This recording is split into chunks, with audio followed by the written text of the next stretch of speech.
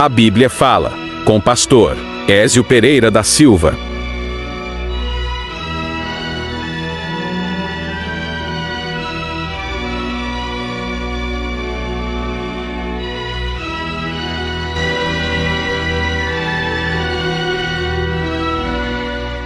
Sejam bem-vindos mais uma vez ao nosso podcast A Bíblia Fala.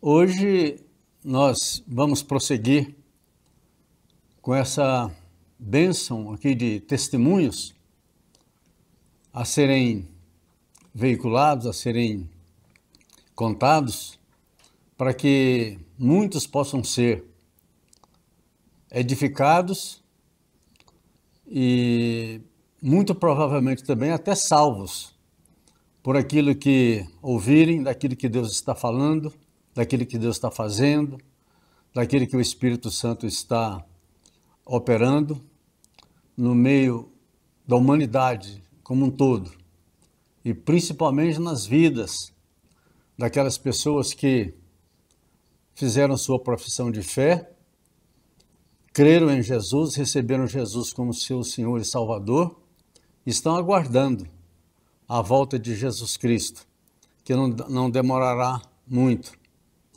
E enquanto nós vamos esperando, nós vamos desfrutando aí das bênçãos de Deus. E eu quero reafirmar um pouco aqui com vocês a respeito do que eu falei no episódio atrás, no último episódio, a respeito do cessacionismo e do continuismo. Lembrando então que cessacionismo é o nome que se dá àquelas pessoas, aqueles intérpretes da Bíblia, os líderes, teólogos, filósofos, pastores, enfim, todos aqueles que têm uma posição bíblica, quer dizer, têm uma posição, um posicionamento, na verdade, a respeito da Bíblia, divergente daquilo que a Bíblia ensina. Porque os cessacionistas são aqueles que não acreditam que Deus continua, através do Espírito Santo, operando com seus dons, com seus milagres, com as suas curas, com as suas realizações, a partir da igreja primitiva até aos nossos dias. Mas, na verdade, essa aí é uma distorção da palavra de Deus, porque o que Deus fazia nos tempos da igreja primitiva com relação aos dons e ações do Espírito Santo, como eu falei no podcast passado, o Espírito Santo continua fazendo exatamente a mesma coisa. Deus não mudou em nada. Nos tempos de Jesus, no tempo dos apóstolos da igreja primitiva, não é? Então, até hoje, continua a mesma coisa. Então, não houve a cessação, por isso a nominação cessacionista, né? Não houve a cessação da operação dos dons espirituais, nem de curas, nem de milagres, nada mudou. Continuou tudo a mesma coisa. E nós optamos por dar ênfase à palavra de Deus, aquilo que ela fala, né? Então, a Bíblia diz que as coisas continuam tudo do mesmo jeito, de Deus operando, né, fazendo milagres, e existem, para não se dizer bilhões, existem dezenas de milhões de testemunhos em todo o mundo daquilo que Deus ainda hoje continua fazendo, como ele fazia na igreja primitiva. Isso vai acontecer até o dia em que o Senhor Jesus Cristo voltar. E eu quero ler aqui para vocês um texto de 1 Coríntios, capítulo 13, versículo 8, que diz assim: o amor jamais acaba, mas havendo profecias, desaparecerão, havendo línguas, cessarão, havendo ciência, passará, porque em parte conhecemos e em parte profetizamos. Quando, porém, vier o que é perfeito, ou seja, quando Jesus Cristo voltar, então, quando vier o que é perfeito, então, aquilo que é em parte será aniquilado. Então, quando Jesus voltar e nós estivermos com o Senhor Jesus Cristo, na glória com Ele, não vai ser preciso mais de profecia, não vai ser preciso mais de línguas, não precisa mais dos dons do Espírito Santo, não precisa já dessas operações que Deus normalmente hoje faz aqui em benefício da humanidade e em benefício da sua igreja, não vai necessitar mais. Por quê? Porque nós já estaremos então na perfeição juntamente com o Senhor. Então o apóstolo Paulo fala, quando vier o que é perfeito, então o que é em parte será aniquilado. Então, haverá um tempo em que essas manifestações do Espírito Santo cessarão, mas aí é só na volta de Jesus Cristo, quando ele voltar, porque nós vamos estar presentes com ele, não vamos precisar mais de dons espirituais, porque nós já estaremos na vida eterna juntamente com o Senhor, tá bom? Então, esse texto, ele se cumprirá apenas quando vier a perfeição, ou seja, já na eternidade com Jesus Cristo. Então vamos prosseguir aqui com mais alguns testemunhos que eu separei, ainda tem mais alguns para compartilhar com todos vocês, cada um diferente do outro, e lugares diferentes, com pessoas diferentes, as operações do Espírito Santo diferentes, né? Então eu quero, em primeiro, falar sobre um cunhado meu que já é falecido. Então, por um tempo, quando nós morávamos em Goiânia, isso por volta aí de 1961, por aí. Então, nessa época, ele era assim um baiano, muito forte, e ele era espírita. Ele realizava, né, na casa dele, ele mais alguns conhecidos dele lá, realizava essas sessões espíritas, né, em que o espírito baixava lá neles e falava através deles lá e tal, né. E interessante, esse cunhado meu, eu tinha bastante medo dele. Eu era criança, né, eu tinha por volta de 12 anos e meio, 13 anos, e então eu tinha muito medo dele. E agora é interessante, um dia, quando eu estava morando com eles, ele juntou lá mais um amigo dele lá, espírita também, e fizeram uma sessão espírita dentro de casa. E eu, criança ali, né, mas vendo que aquilo lá não era certo, né? Então eles fizeram lá um monte de coisa, acenderam vela e tal, e eu vi alguns grunhidos lá dentro do quarto onde eles estavam fazendo. E quando acabou aquilo lá, eu saindo assim para a área, entrando na sala, aí ele se voltou para mim, e eu com bastante medo dele. Ele se voltou para mim e falou assim, viu aí, Ézio, nós falamos com os espíritos. E eu assim, eu não pensei em nada mais, mas eu só percebi quando saiu da minha boca uma frase, e uma frase assim, muito, vamos dizer assim, na visão dele, muito atrevida, né? Mas olha só, quando ele falou assim, nós falamos com os espíritos, aí eu falei assim, vocês falaram com o diabo e não com os espíritos. Aí ele, mesmo com tanto medo dele, né, mas nesse momento veio aquela palavra assim, que hoje eu sei que foi uma palavra de Deus, mas aí ele falou assim, não fala isso não, rapaz.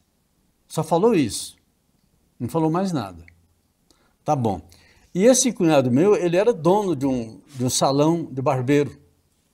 E eu era, nessa época lá, não tinha profissão ainda, era criança ainda, eu era engraxate. Lá, enquanto o salão dele era grande, acho que tinha 5 ou 6 cadeiras lá de barbearia, Então eu ganhava o meu trocadinho lá, meu dinheirinho lá engraxando sapatos lá dos clientes.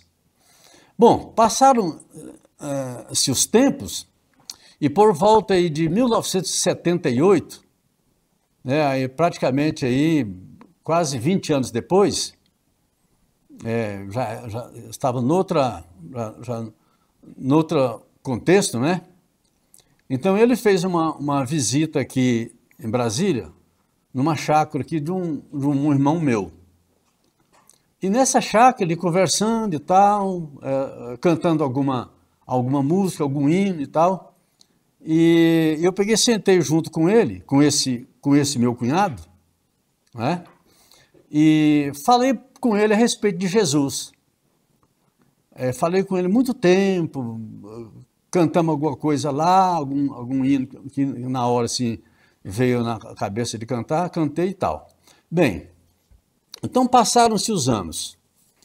Então quando foi por volta de, acho que quase já no ano de 1980, eu fui à casa dele e lá ele serviu almoço e nós almoçamos e tal. E durante o almoço eu comecei a falar com ele a respeito de Jesus, falar com ele a respeito do Evangelho, tal.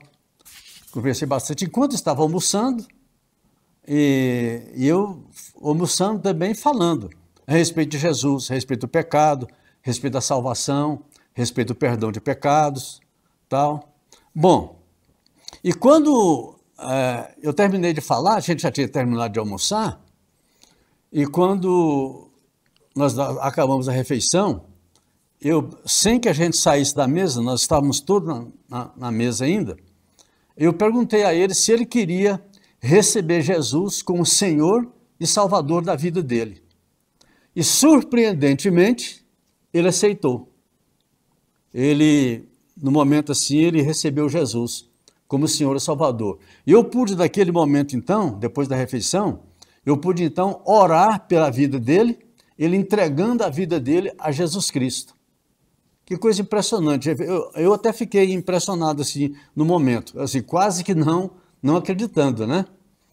Bem, então, despedimos ali e tal, passaram mais alguns meses, algum tempo assim, que eu não me lembro exatamente quando, mas tempos depois, eu voltei na casa dele, na mesma casa, e conversando com ele, aí já querendo encaminhar ele para que alguém tomasse conta dele, porque era em Goiânia, eu morava em Brasília, né? Então, até falei com um pastor, né, dei o endereço dele para o pastor, que o pastor procurasse ele, eu nem me lembro agora qual foi o pastor mas que procurasse ele lá e encaminhasse ele para ser batizado.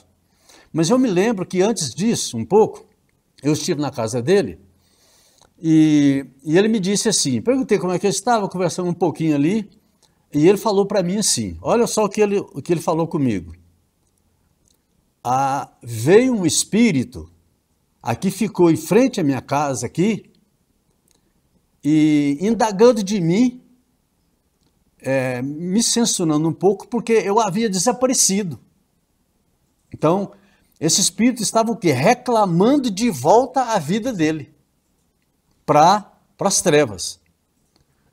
Ele falou isso, eu não lembro mais o que a gente conversou, não.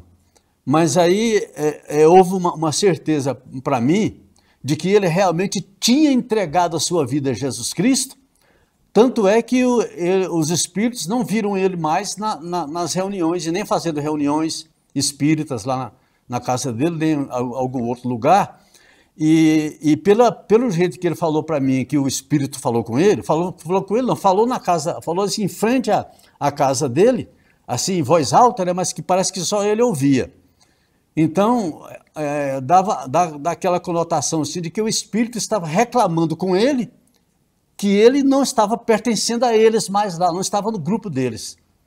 Então eu pensei assim, claro, porque Jesus salvou a vida dele e não tem espírito nenhum maligno que tenha poder sobre a vida dele. Então foi realmente um testemunho que para mim também foi surpresa, mas que eu fiquei muito satisfeito no momento. Bem, Aconteceu então esse fato, né, a salvação da vida dele. E depois, por volta de 1900, quer dizer, depois desse acontecimento aqui, né, do conhecimento dele antes, né, no tempo que ele era espírito e tal, né, em cerca de 1964, 65, por aí, mais propriamente em 1964, de uma maneira assim, um tanto fortuita, eu conheci um garoto, era mais ou menos da minha idade. Nessa época eu tinha meus 16 anos, 16 anos e meio. Então como é que eu fiquei conhecendo ele? Eu fiquei conhecendo ele porque em um cinema lá em Goiânia, chamado Cine Teatro Goiânia, no fundo do cinema tinha um bar, onde nós serviam lá, né, cerveja, chopes e tal, salgaria, essas coisas, né? Nesse bar, frequentemente aparecia em um jornal um pequeno anúncio dizendo assim, precisa-se de 2 menores para trabalhar no bar do Cine Goiânia. Mas esses anúncios eram assim, um tanto frequentes, quer dizer, significava que os menores que iam trabalhar lá não ficavam muito tempo. E esse meu amigo, que o nome dele é José Maria, ele trabalhou lá um tempo lá. Tá bom, mas eu fiquei sabendo disso depois. Mas, assim, um dia eu estava de caminho de Campinas para Goiânia e eu tinha conversado com ele alguma coisa, mais ou menos lá perto desse cinema lá, tinha conversado com ele alguma coisa, eu tive aquele conhecimento assim, razoável dele, né, apesar de a gente ter conversado um pouco, né? Mas, nesse dia que eu estava esperando uma condução para mudar lá de bairro, para ir para Goiânia, então eu notei que ele veio de bicicleta, assim, andando de bicicleta, eu nem sabia que tinha bicicleta, e parou perto de mim, me reconheceu e parou perto de mim. E aí nem sei o que a gente fez no dia, sei que a gente conversou um pouquinho ali e tal, né? Talvez ele tenha me levado para onde eu ia, mas enfim, desse conhecimento fortuito aí que eu tive com ele, tornou-se uma amizade sólida. E melhor ainda, uma amizade eterna. E nós ficamos muito amigos, nós andávamos juntos, trabalhávamos em alguns empregos, alguns serviços esporádicos, juntos, né, um com o outro, e até viajávamos juntos. Então, éramos muito amigos mesmo. Ele ia em minha casa, e eu ia aonde ele morava também, junto com o irmão dele, lá em Goiânia. Mas nós andamos assim por caminhos tortuosos também, fazendo muita coisa errada. Naquele tempo eu não tinha temor a Deus.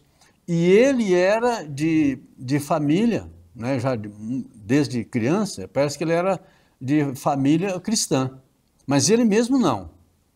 Bom, então depois de muitos erros, muita coisa errada, fomos para o Rio de Janeiro e tal, e teve algumas coisas que eu não vou contar aqui, que realmente não vai contribuir assim com a edificação, né? Talvez eu colocando isso aqui num livro, depois pode ser que eu vá relatar assim em pormenores, né? Mas agora aqui é só para dar o testemunho dele. Bom, então depois de muita coisa errada que a gente fez, passaram-se os anos, e aí nós nos tornamos adultos, né? Eu me casei, ele se casou também e tal, e eu continuei morando aqui em Brasília e ele em Goiânia. Então, depois de um tempo grande, fiquei conversando com ele um tempo, mas ainda sem ter aquele contato. Ele ficou no Rio de Janeiro antes de se casar e mudar para Goiânia e se casar. Ele ainda ficou no Rio ainda. Eu ainda fui lá no Rio de Janeiro uma vez lá, visitei ele, conversei. E nesse tempo que eu fui ao Rio, eu já tinha me reconciliado com o Senhor Jesus. Eu já estava firme, graças a Deus, com o Senhor. E falando com ele algumas coisas e tal, assim, aí ele falou para mim assim, você está falando diferente, você está falando umas palavras bonitas, eu nem sabia a que ele estava se referindo. Eu falei, bom, não sei, né? Eu não entendi bem por que ele falou isso. Bom, eu sei que depois aqui, que ele veio para Goiânia, se casou e tal, e quando foram então passando os dias, fui conversando com ele e dando meu testemunho, que eu já estava, né, firme com Jesus, estava na igreja, comecei a falar para ele alguma coisa e tal, e falava com ele várias passagens da Bíblia. Bem, então, depois que se passou um tempo, quando foi em 1994, esse querido amigo meu, nessa época, ele já era um cristão, ele tinha recebido Jesus como seu Senhor e Salvador, ele mencionou alguma coisa, as palavras que eu compartilhava com ele e tal, né? E em 1994, ele já sendo um cristão, esse querido amigo meu, ele se tornou um cristão ativo, prestigiado, e foi professor de escola bíblica dominical. Veja bem o que aconteceu com ele, com a família dele e tudo. Então, quando chegou um dia, nesse ano de 1994, eu recebi a notícia em casa que ele havia falecido. Ele havia passado para a eternidade. Acho que ele teve um problema de câncer e ele passou para a eternidade. E a esposa dele disse para a gente depois, que nós fomos na casa dele, que o acompanhamento, o féretro, que é o acompanhamento do sepultamento dele, ela disse para a gente assim, olha, foi tanta gente no sepultamento dele, em muitos carros, como se fosse assim, um deputado que tivesse falecido. Ela contando para a gente assim. Então, graças a Deus que ele passou para a eternidade, mas ele passou na fé, ele passou firme com o Senhor e muito provavelmente tem ensinado a palavra de Deus para muitas pessoas, porque ele se tornou uma pessoa bem quista na igreja, né? E chegando a ser professor de escola bíblica dominical. Então, esse foi também um fato, né, que ocorreu, que eu glorifico o nome do Senhor Deus com isso. Meu amigo, então, José Maria, passou para a eternidade nessa época, 1994. Está com o Senhor. Bem, passando aqui para um outro tempo e um outro testemunho. Bem, quando eu tinha 2 anos de idade, voltando lá para a minha vida agora, para o meu tempo de criança. Eu tinha 2 anos de idade, aliás, não tinha 2 anos de idade direito. Eu tinha, na verdade, 1 ano e 9 meses de idade. Eu já compartilhei com vocês aqui que a gente era pobre, minha mãe lavava roupa para fora para sustentar os filhos mais novos, né? E nós éramos muitos, nós éramos 10 irmãos, e os menores, né? Eu e mais outros 2 mais velhos que eu era o menor de todos, e 2 mais velhos do que eu, ainda éramos novos, né? E minha mãe sustentava a gente lavando roupa para fora. Mas quando eu completei 1 ano e 9 meses, o que aconteceu? O meu pai, ele abandonou minha mãe. Abandonou nós todos. E ele desapareceu. Ele sumiu. Sumiu de uma tal forma, assim, que ninguém nunca soubemos dele uma palavra em uma letra qualquer. Não soubemos de nada. Então, o que aconteceu? As informações que a gente tinha dele Era nenhuma, zero informação, nada. Então, eu posso dizer que praticamente eu não conheci meu pai. Praticamente, porque com menos de 2 anos de idade, então ele saiu de casa no início de 1950, e a gente não sabe as razões, né? E eu, na época, eu não sabia e nem agora sei também por quê. Mas, enfim, alguma coisa aconteceu e nós fomos desamparados por parte de pai. Mas aconteceu uma coisa, quando foi em 1968 para 69, entre os anos aí de 69, 68, 69, 70, por aí, mas antes do ano 70, foi entre os anos de 1968 a 69. Nós estávamos aqui em casa, em Taguatinga, e nós estávamos todos, graças a Deus, na igreja, e nós tínhamos reuniões de oração em casa. Cada dia a gente ia para a casa de né, de um irmão, e a gente orava, né, cantava ali louvores ao Senhor, meditava na palavra de Deus e tal.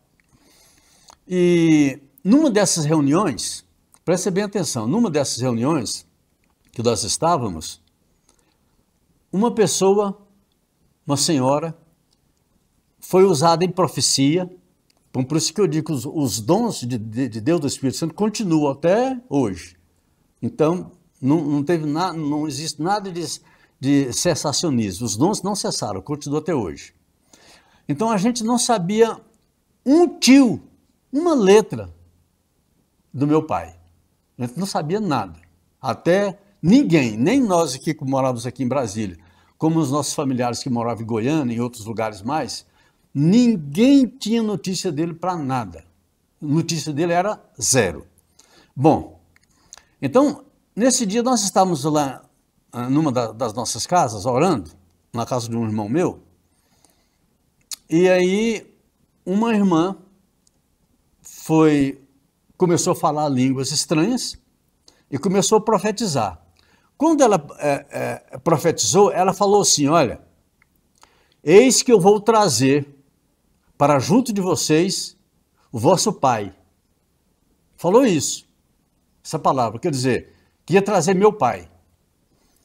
Agora, para surpresa de vocês, não sei se foram 4 ou 5 dias, não foi uma semana, nós estávamos com o nosso pai lá dentro de casa. Ele apareceu.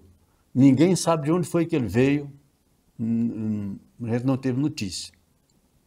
Ele veio ainda com uma criança, que era filho dele também. Nessa época ele tinha, acho que 9 anos, 10 anos, alguma coisa assim. Então, estou contando isso aqui para dizer, profecias continuam ainda existindo da parte de Deus. O Espírito de Deus ainda usa pessoas em profecias no dia de hoje. Então, para quem nunca sabia de nada, e não era só eu não, que não sabia não, ninguém dos nossos familiares sabia nada a respeito do meu pai. E ela foi usada em profecia, essa irmã foi usada em profecia, e falou, eu vou trazer para vocês o vosso pai. Não passou uma semana, meu pai lá dentro de casa. Impressionante. Mas para quem acreditava na Bíblia, né, como a gente sempre acreditou, graças a Deus, não foi surpresa. Bom, então, tem um outro testemunho ainda, que eu quero compartilhar com vocês.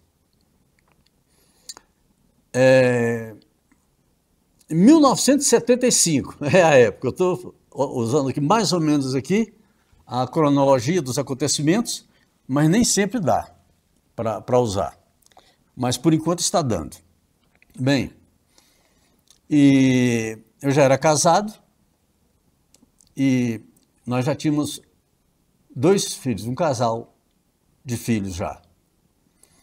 E a minha esposa, minha querida esposa, que o Senhor já recolheu, está na glória com o Senhor, na glória eterna, já ficou livre desse mundo tenebroso que nós vivemos, um mundo cheio de tanta coisa ruim, tanto ódio, tanto sofrimento, tanta dor, tanta lágrima, tanto pecado, tanta coisa ruim. Deus, o ano passado, recolheu a vida dela e ela está com o Senhor, nos braços do Senhor hoje. Mas, em 1975, ela tinha se engravidado e ela já estava aí pelos seus quase 9 meses de gravidez. Tá bom. Nós estávamos morando aqui bem pertinho, aqui na quadra aqui na QNG, em Taguatinga, quando ela me acordou à noite. Ela me balançou, me acordou à noite. Isso era por volta de quê? Eu imagino que devia ser talvez umas 4 horas da manhã, alguma coisa assim. Ela levantou, me balançou, me acordou e mandou olhar para a cama. Quando eu olhei para a cama, a nossa cama de casal, gente, tinha aquelas bolotas assim de sangue no colchão. Muito sangue. E como ela já estava no 9º mês da gravidez dela, eu comecei a entrar em desespero aquilo, mas foi muito, ela ficou assim, bastante, a cama quase cheia assim, sangue talhado, sangue coalhado, mas assim, uns pedaços assim bem grandes. Aí o que me veio? Gente, perdeu a criança. Porque não era possível que essa criança, na barriga dela, no ventre dela, não tivesse sido sufocado por aquele tanto de sangue que a gente tinha visto lá no colchão. E aí a gente estava com um carro, né, nessa época a gente estava trabalhando, era de motorista, eu tinha um carro em casa e nós morávamos aqui um tanto distante aqui do hospital. Então nós moramos em Taguatinga e os 2 outros filhos nossos tinham nascido lá no hospital da L2 Sul, no plano piloto. E aí eu comecei assim a ficar desesperado, comecei a chorar, primeiro o susto, depois entrei em desespero e ela, nem me lembro o que ela falou. Eu disse, se apronta depressa aí. E eu já assim, desesperado, aí eu queria levar ela para o hospital. Mas pensando assim, né? Que a gente vai chegar lá e não sei nem o que vai acontecer, porque a criança morreu, isso não tinha como. Bom, eu sei que eu saí tão apressado de casa com ela, que eu gastei aqui de Taguatinga. É claro que na época, 1975, o trânsito não era tão grande como é hoje, né? Mas eu me lembro que eu gastei aqui da QNG Norte, aqui, bem em Taguatinga Norte, até o hospital da L2 Sul, eu gastei 13 minutos para chegar lá. E eu fui assim, de qualquer maneira, correndo demais, de madrugada, não tinha amanhecido o dia ainda. Foi. Bom, aí ela foi recebida lá, depressamente, levaram ela para o centro cirúrgico e eu fiquei esperando lá, mas esperando fica aquela agonia, né? Eu não me lembro hoje, mas certamente eu estava orando, pedindo a Deus e tudo. Para que Deus trouxesse livramento e tal. Bom, concluindo para vocês aqui. Me chamaram lá uma hora lá para ver a criança. Não houve nada com ela. Não houve absolutamente nada. A criança estava perfeita, perfeitinha. Não aconteceu nada. Os médicos falam, eu imaginei que os médicos assim, estivessem impressionados, né, com aquilo que tinha acontecido, porque eu não esperava ver, no caso era uma menina, né, eu não esperava ver essa criança minha, que eu não sabia qual sexo que era ainda, eu não esperava ver viva. Mas eu sei que Deus operou um milagre na vida dela lá. E ela então veio perfeita, me mostraram assim ela, pois ela foi para o berçário. Linda, como Até hoje ela é linda ainda. Mas ela já está, aí ela já veio aqui no podcast, até falou alguma coisa aqui nesse podcast aqui. Então, milagre que Deus fez na vida dela e na nossa vida também, é claro, mas preservou ela. E interessante que não só preservou a vida dela, como também deu saúde para ela. Ela é bem sadia. Também nada, graças a Deus, não teve nenhuma sequela, não teve nada, aconteceu nada com a vida dela. Graças a Deus por isso. Bem, mas tem mais ainda. Eu não vou dar conta de contar todos os testemunhos hoje, porque tem mais, né? Talvez eu ainda gaste ainda mais uns 2 ou 3 episódios ainda para contar mais alguns testemunhos aqui.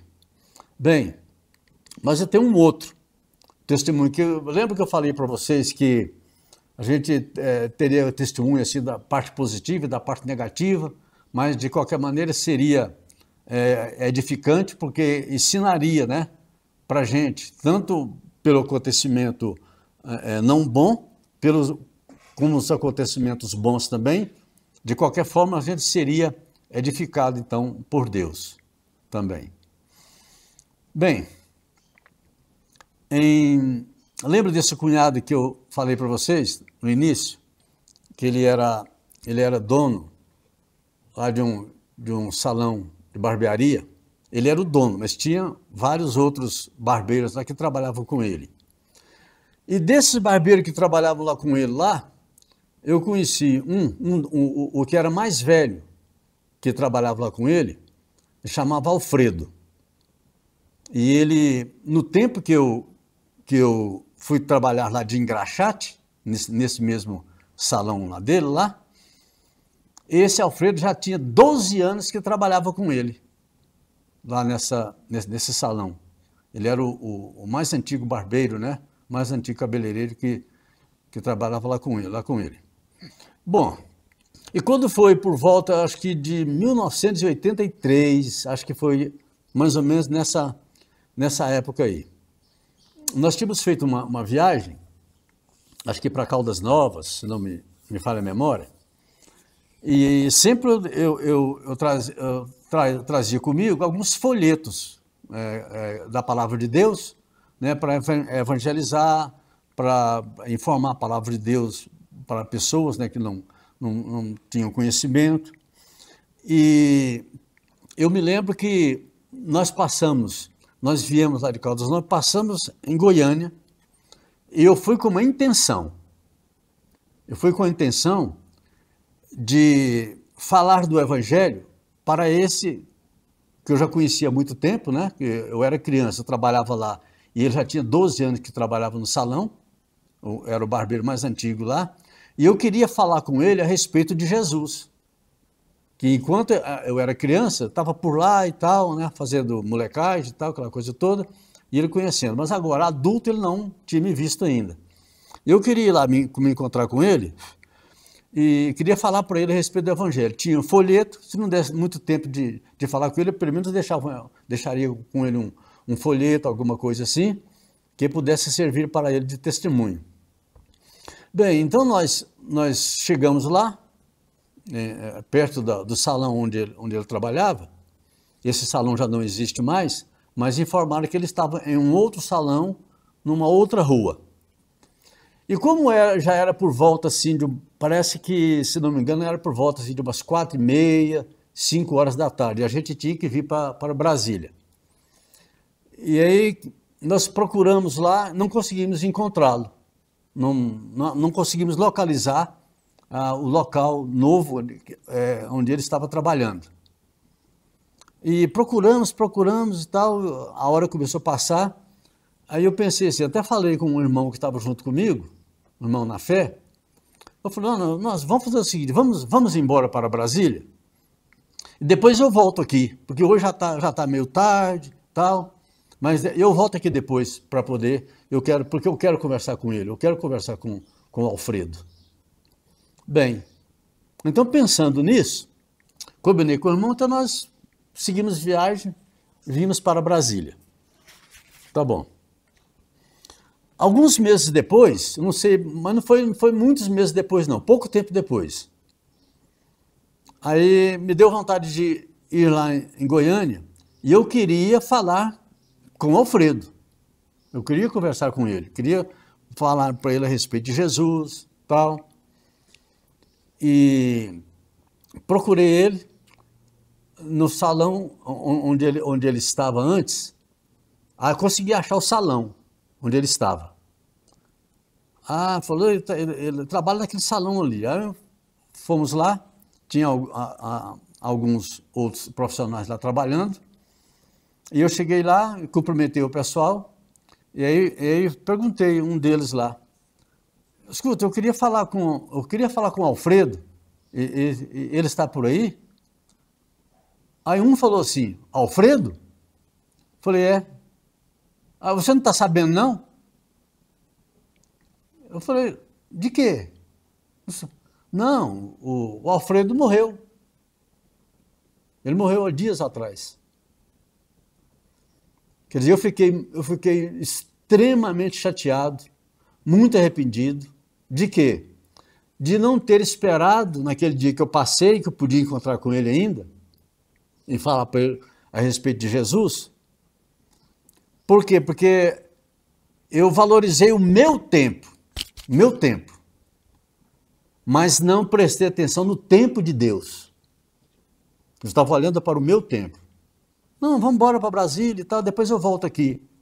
Como se eu tivesse poder, autoridade para fazer com que as situações todas fossem controladas por mim. Quer dizer, não, eu volto aqui depois e falo com ele, falo a respeito do evangelho para ele e tal, né? Vamos embora. Aí viemos. Só que quando eu cheguei lá e perguntei por ele, que eles me disseram que o Alfredo tinha morrido há pouco tempo, não sei quando, não me lembro mais quanto tempo fazia, mas era questão de dias, pouquinhos dias. Eu fiquei muito arrependido, fiquei muito chateado, porque aquela pessoa que eu queria falar para ela a respeito do Evangelho, a respeito de Jesus, eu não podia falar mais, porque essa pessoa não existia mais. Por quê? Porque eu estava atendendo o meu tempo, atendi o meu tempo, mas não atendi o tempo de Deus. Porque se eu tivesse no tempo de Deus, eu não tinha vindo embora para Brasília, eu tinha achado ele lá e tinha falado para Jesus, falado para ele a respeito de Jesus. Tinha testemunhado para ele. E muito provavelmente ele poderia reconhecer Jesus como Senhor e Salvador e então ser salvo. Mas eu não sei se ele realmente foi salvo, porque eu não tenho esse conhecimento. Então, isso serviu de uma lição muito grande para mim, para que eu, e nem ninguém também que tem Jesus como seu Senhor e Salvador, ande no seu próprio tempo. Nós precisamos de andar no tempo de Deus, porque Deus é quem tem o controle de tudo. Ele é quem sabe todas as coisas, e não nós. Nós não sabemos de nada. Não sabemos nada. Sabemos alguma coisa do que está passando, que chega aos nossos ouvidos, que chega aos nossos olhos, de coisas ali momentâneas aqui, rapidamente. Nós não sabemos de mais nada. Algumas notícias que nos chegam pela internet, ou por rádio, ou por televisão, alguma coisa assim, mas nós praticamente não sabemos de praticamente nada que ocorre no mundo. Sabemos em linhas gerais, que às vezes tem nações que estão guerreando, houve algum problema no país tal, outro tal, mas nós não sabemos assim, 99,99% nós não sabemos de nada, absolutamente de nada. Na verdade, para dizer a verdade mesmo, nós não sabemos nada, inclusive da nossa própria vida. Ninguém pode garantir que amanhã estará vivo. Ninguém pode garantir isso. Quem pode dar essa certeza? Quem pode dar a certeza de que um dia se levanta, vai para o trabalho e que volta para casa à tarde? Ninguém. Ninguém tem essa certeza. Então, por isso que nós precisamos, é loucura nós andarmos no nosso próprio tempo. Nós precisamos de andar no tempo de Deus, porque Ele sim sabe todas as coisas e tem o controle de tudo, porque Ele é todo poderoso. Ele pode todas as coisas. E nós, o que nós podemos? Nós não podemos nada. Nós não podemos nada. Nós não sabemos de nada. Compreenderam? Então, por isso que as nossas vidas precisam estar ligadas em Deus. Porque Ele é quem sabe de tudo. E é Ele quem conhece todas as nossas vidas. Ele sabe tudo que nós pensamos. Ele sabe tudo aquilo que nós sentimos. Ele sabe por dentro, como nós estamos por dentro, o que tem dentro da nossa alma, do nosso espírito. Ele sabe, nós mesmos não sabemos. Sabemos alguma coisa porque às vezes sentimos alguns sintomas, mas nós não sabemos de praticamente nada. Como diz a palavra de Deus, nós não sabemos nem do dia da manhã. Aliás, na verdade mesmo, nós não sabemos nem dos minutos futuros que nós temos nas nossas vidas. Nós não sabemos. Mas Deus sabe tudo. E agora nós podemos ter projetos, se nós estamos servindo a Deus, se nós seguimos o caminho que a Bíblia traça para nós, os caminhos de Jesus Cristo, através do seu Espírito Santo, aí algumas coisas que Deus nos orienta e tal, nós sabemos que vão acontecer conosco, porque Deus fala antes. Olha, assim, vai em tal cidade, fala isso, encontra com fulano, com ciclano, com beltrano, conversa isso, leva um recado, faz uma coisa, faz outra. Essas coisas que Deus fala para nós, de alguma maneira, que nos faz entender, através de alguém, ou sozinho, ou fala no nosso espírito mesmo, na nossa alma, né? Ele fala dentro de nós, na nossa mente.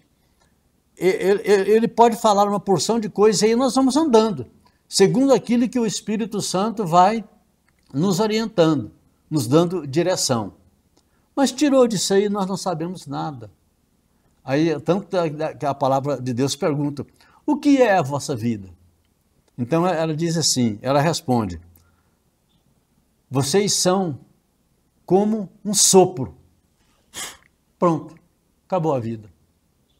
Agora algumas flores, né, que de manhã você vê que ela até tem uma planta, uma florzinha muito bonitinha, que eu gostava muito dela quando era criança, ela chamava 11 horas, o nome dela que dava por aí no interior era 11 horas.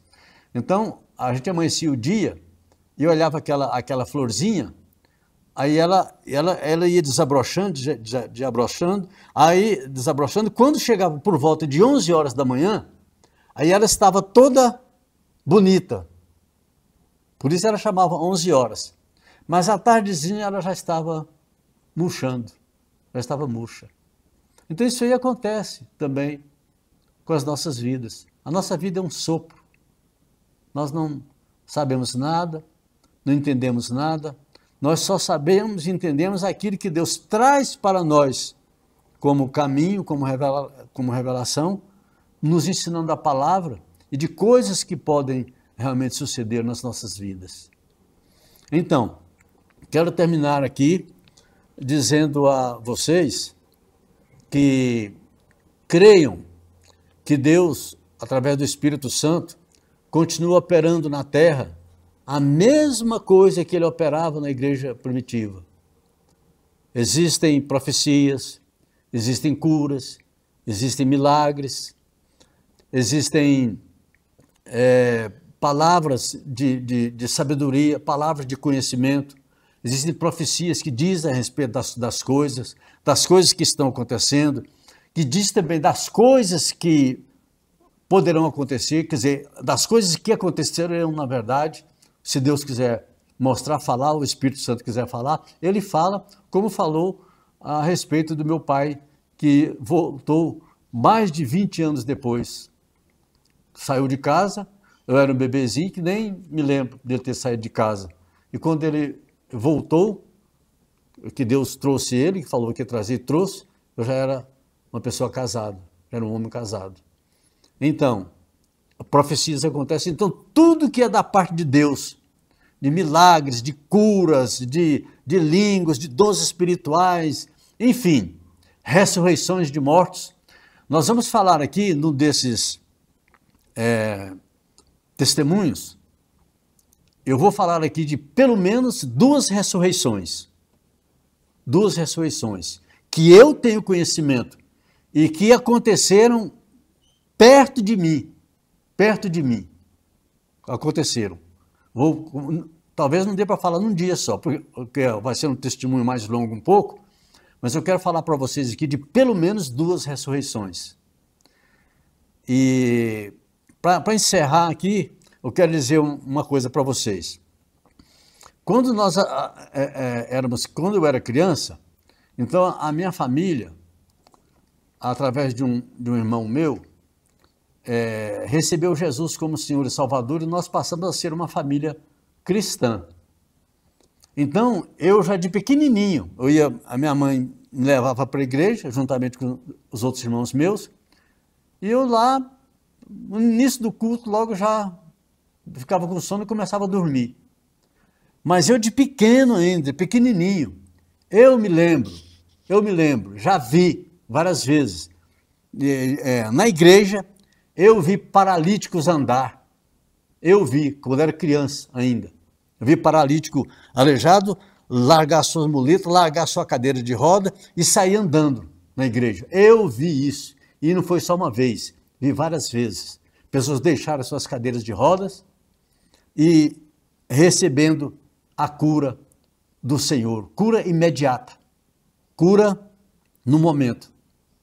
E pessoas ficarem libertas de espíritos malignos que atormentam as pessoas ficarem libertas, receberem Jesus como Senhor e Salvador, como aconteceu com aquele endemoniado gadareno, quando chegou lá Jesus, na cidade dele. Então, aqueles demônios falando através do corpo dele, gritou, dizendo para Jesus assim: que temos nós contigo, Jesus Nazareno? Viesse aqui nos atormentar antes do tempo? Aí Jesus falou: cala-te e sai dele. Essa mesma coisa acontece no dia de hoje. Demônios também são expulsos no dia de hoje também. Então, tudo quanto é tipo de milagre que Deus queira fazer hoje, Ele faz e Ele continua fazendo. Tá certo? Então tá bom. Eu agradeço a vocês essa paciência de ter me ouvido, ter me visto aqui falar, mas espero que essas palavras trouxeram aí para vocês edificação, e quem necessitar, quem não recebeu Jesus como Senhor e Salvador da sua vida, então tem a oportunidade de receber hoje mesmo, na sua vida, Jesus Cristo como Senhor e Salvador, ter os seus pecados perdoados, ser purificado dos seus pecados, ter a vida eterna, se você ainda não tem a vida eterna, e essa vida, ela está em Cristo Jesus. Você crendo em Jesus como Senhor e Salvador, você receberá o perdão dos seus pecados, a purificação dos seus pecados pelo poder do sangue de Jesus Cristo, que derramou em favor da purificação dos seus pecados, e Ele, Deus, através de Jesus, dá a você a vida eterna, e Ele,